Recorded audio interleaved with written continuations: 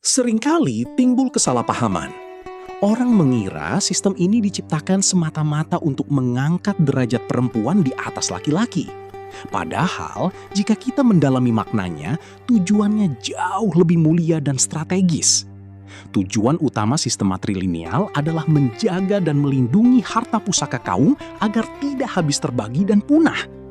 Bayangkan jika harta pusaka dibagi terus-menerus ke setiap anak laki-laki dari generasi ke generasi, lama-kelamaan harta itu akan menjadi sangat kecil hingga akhirnya hilang. Oleh karena itu, adat membaginya menjadi dua jenis. Pertama, pusako tinggi, meliputi rumah gadang, tanah pusaka, dan sawah ladang. Harta ini tidak boleh dijual, digadaikan, atau dibagi-bagi. Ia tetap utuh selamanya menjadi milik kaum, dijaga oleh mama dan disimpan dalam tangan perempuan.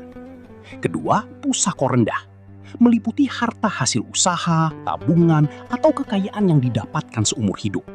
Harta ini boleh dibagi kepada anak-anak menurut ketentuan hukum Islam, yakni hukum faraid.